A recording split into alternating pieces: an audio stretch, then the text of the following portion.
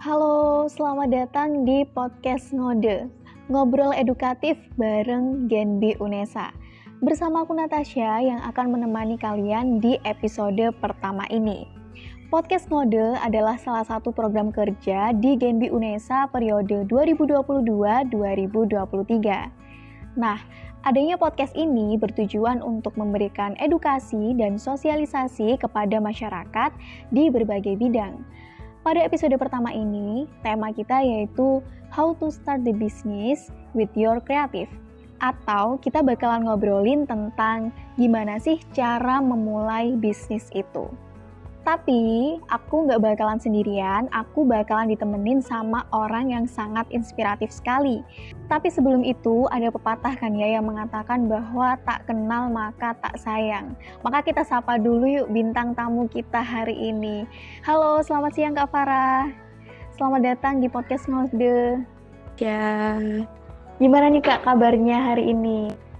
alhamdulillah baik, sehat selalu. Natasha sendiri gimana nih kabarnya? Alhamdulillah baik juga. Oke teman-teman, kalau boleh aku spill ya, Kak Farah ini adalah owner dari Cistik, sekaligus Ketua Genbi Unesa periode 2021-2022. Bener nggak Kak? Iya, betul sekali. Wah, keren banget nih Kak Farah. Kalau boleh tahu kesibukannya sekarang ngapain nih Kak? Saat Lagi ini sibuk apa? kesibukannya sih kerja ya, terus juga ngurusin jual-jualan juga. Kita ngurusin bisnis cistik, terus ada beberapa em, bidang-bidang bisnis yang lain juga, seperti itu. Oh jadi bisnisnya selain Cistik itu banyak ya Kak ya berarti? Sebenarnya nggak banyak sih, nggak yang banyak banget gitu, enggak. Cuman ada lah beberapa kesibukan-kesibukan yang lain seperti itu. Oke, jadi kemarin sempet scroll di IG, itu ada IG-nya Cistik. Nah, kalau boleh tahu kan kita bahas salah satu aja deh, Cistik dulu. Nah, sudah dari kapan mulai usaha Cistik ini? Jadi sebetulnya produk cistik itu sudah ada sejak dulu karena itu kan produk keluarga ya sebetulnya. Cuman kenapa bisa dijadikan sebuah produk dikenal oleh teman-teman mahasiswa yang lain. Jadi ceritanya dulu waktu semester 4 ya kalau nggak salah. Itu kan kita ada mata kuliah kewirausahaan nih. Nah, di mata kuliah tersebut kita diminta untuk membuat atau menciptakan suatu produk yang mana harus kita kembangkan. Nah, kala itu aku sama teman-teman akhirnya memutuskan untuk gimana nih kalau kita mengembangkan produk snack stick keju aja dari keluarga aku, seperti itu. Akhirnya kita membuat terobosan baru yang mana itu awalnya hanya sebuah snack stick biasa, akhirnya menjadi snack stick keju yang mana memiliki varian yang banyak, seperti itu. Akhirnya terciptalah produk cheese stick snack stick keju, seperti itu. Oh, berarti ini tuh usahanya itu sudah dari keluarganya gitu, tapi ada inovasi baru gitu ya Kak ya? Betul, jadi karena adanya implementasi dari mata kuliah tersebut, akhirnya ada inovasi-inovasi baru dari produk cistik, seperti itu. Oh, oke. Kalau bahas nih, suka duka pertama kali pas kan ada inovasi baru. Nah, mungkin suka dukanya usaha itu apa gitu? Suka dukanya banyak banget ya, karena yang pertama kita benar-benar baru nih nyemplung di bidang makanan dan memberikan nilai-nilai yang baru untuk nilai plus pada makanan tersebut. Nah, pertama kali sebetulnya banyak dukanya ya kalau dikatakan suka duka, karena pertama kali produk ini kan dengan kemasan yang biasa saja, kemasan plastik yang biasa, standing pouch biasa. Terus kita dituntut untuk memberikan sentuhan-sentuhan baru untuk packagingnya agar packaging tersebut bisa lebih menarik. Kemudian packaging tersebut juga harus memiliki standar untuk kita bisa bersaing di pasar. Kemudian belum lagi kita juga harus menciptakan rasa-rasa yang baru. Itu kan nggak mudah seperti itu, karena awalnya mungkin untuk rasa-rasanya sendiri ya hanya keju, terus original seperti itu. Tapi ketika kita memasuki di mata kuliah ini, kita memasuki di inovasi-inovasi ini, akhirnya kita juga harus muter otak kayak gitu. Apa sih makanan favorit atau rasa favorit teman-teman sebaya kita dulu nih gitu. Akhirnya kita benar-benar bikin seperti bikin survei nih. Teman-teman tuh sukanya rasa apa sih? Oh, rasa pedas, rasa balado. Terus ada lagi rasa apa sih yang disukai mungkin orang yang lebih dewasa? Oh, rasa ini seledri, kayak gitu sih. Jadi suka duganya kayak gitu. Kita benar-benar cari masyarakat tuh sukanya yang gimana sih, dari segi tekstur, dari segi rasa, dari segi packaging, dari segi keamanan packaging juga, kayak gitu. Oke, kayak gitu. Kemudian mungkin pertama kali jualan itu berarti sasarannya siapa, Kak? Sebetulnya pertama kali jualan sasarannya di mahasiswa ya, karena seperti yang aku katakan pertama tadi, kita kan berawal dari mata kuliah kewirausahaan. Jadi tentunya kita menjangkau pasar yang terdekat, yaitu mahasiswa. Kemudian ada dosen, masyarakat secara luas. Tapi teman-teman mahasiswa itu pada minat sama produk yang dijual atau maksudku banyak yang order atau seperti apa gitu? Alhamdulillah sih untuk pertama kali cheese stick open order dulu, memang yang sangat amat minat dengan cheese stick itu ya mahasiswa itu sendiri, terutama dari teman-teman kelas, kemudian teman-teman dari jurusan, kemudian dari dosen juga sangat mengapresiasi sekali dan sangat melakukan pembelian dengan jumlah yang sangat banyak sih waktu itu. Ya. Kemudian kan kalau misalkan ini ya salah satu usaha berarti kan di bidang kuliner ya Kak ya. Biasanya itu teman-teman kalau mau mulai usaha, mau mulai bisnis sesuai passionnya gitu. Misalkan aku ini jago masak, berarti nanti aku mau usaha kuliner.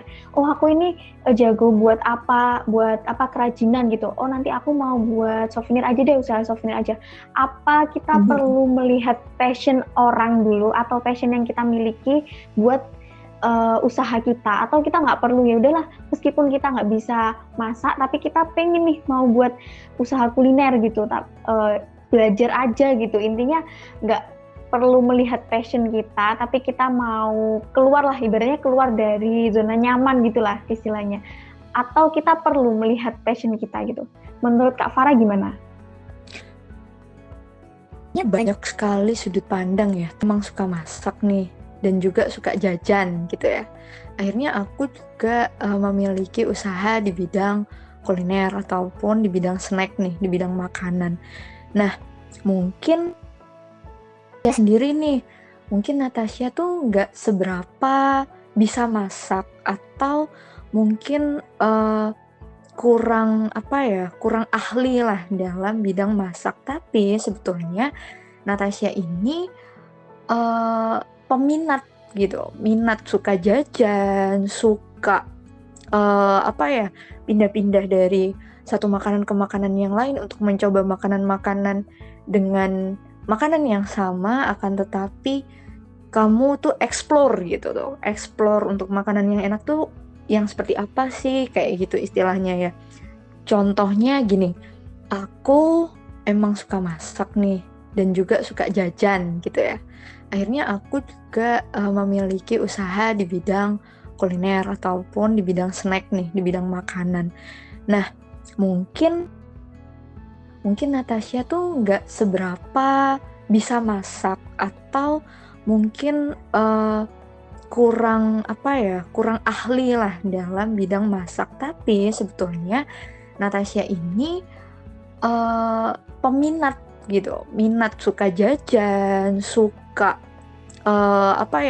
pindah-pindah dari satu makanan ke makanan yang lain untuk mencoba makanan-makanan dengan makanan yang sama, akan tetapi kamu tuh explore gitu tuh, explore untuk makanan yang enak tuh yang seperti apa sih, kayak gitu istilahnya ya.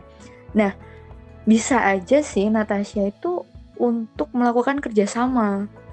Kemudian kamu kerjasama dengan temenmu mungkin yang lebih ahli di bidang masakan, seperti itu. Jadi kalian bisa saling tukar ide dan juga saling berkarya nih di bidang masakan tersebut. Jadi menurutku untuk passion sendiri atau mungkin suatu keahlian atau kompetensi yang kita miliki itu nggak membatasi kita untuk berkarya ya. Jadi meskipun kita kurang ahli nih di bidang ini, tapi sebenarnya kita tuh minat banget nih di bidang ini. Kita bisa kok tetap untuk berkarya di bidang tersebut, seperti itu. Ya, bener sih, bener emang kayak gitu. Kemudian kalau misalkan yang cistik ya, kalau misal boleh tahu nih, yang usaha lainnya satu selain usaha kuliner ada nggak Kak? Ada sih Spill sebenarnya. nama aja, maksudnya spill jenis bidangnya aja sih.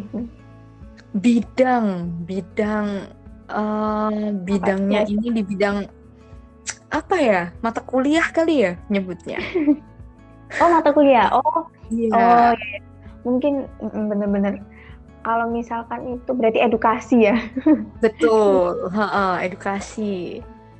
Nah, mungkin ini ya tips gitu ya.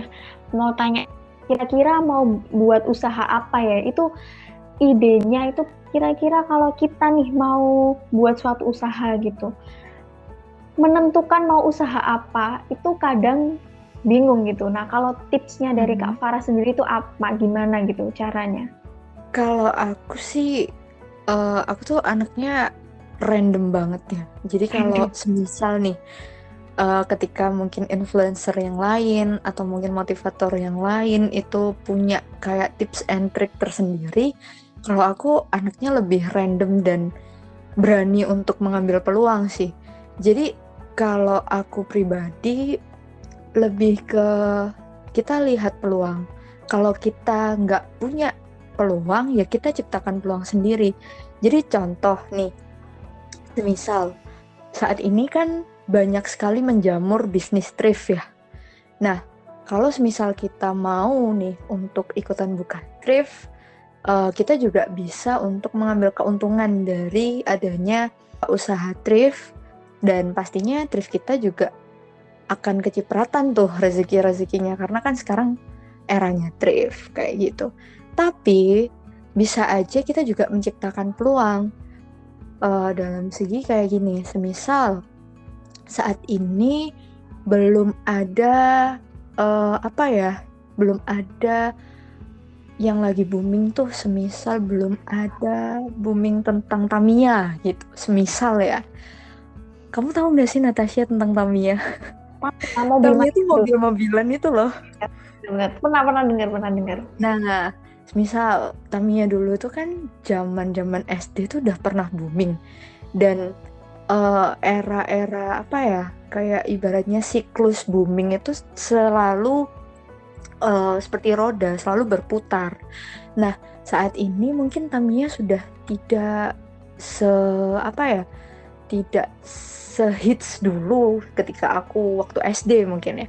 Nah, kita bisa nih menciptakan peluang sendiri. Semisal kita sekarang bikin YouTube pertama, kita bikin konten entah di TikTok, Instagram, YouTube atau seperti apa. Kita mainan Tamiya nih. Akhirnya nanti lama-kelamaan dengan berkembangnya waktu dan juga konsistennya kita dalam bidang tersebut, kita akan menciptakan pasar kita sendiri nih. akhirnya kita juga memiliki peluang untuk memasarkan produk kita. Misal kita akhirnya kan jadi jualan Tamiya. Selain kita juga punya pendapatan istilahnya, pendapat AdSense dari konten-konten kita, tapi kita juga akhirnya bisa menciptakan pasar kita sendiri itu tadi, seperti itu. Oke, keren ya. Jadi memulai usaha itu nggak perlu mikir yang macem-macem, mikir yang gimana ya.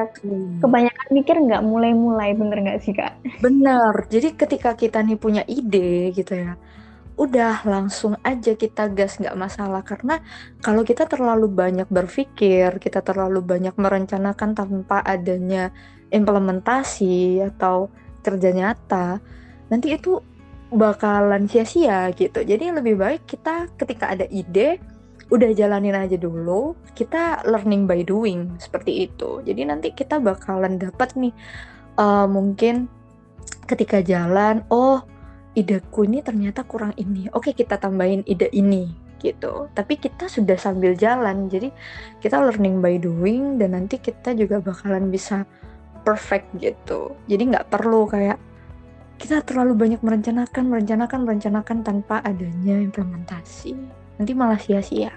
Ya benar. Tapi kalau kita lagi mau ngejalanin bisnis ya Kak, atau usaha lah, misal usaha kecil-kecilan gitu, kita mulai dari nol, terus kita mau intinya kayak merintis gitu kan. Nah itu kan pasti ada up and down-nya ya. Ada yang misalkan kalau kita mau jualan makanan, kadang laris, kadang enggak gitu. Atau kita mau jasa gitu ya, kadang tuh ada orang yang kok pemasukannya cuma segini gitu. Nah sempet mikir nggak, waduh kayaknya udah deh aku nggak jadi usaha ini, aku mau usaha yang lain.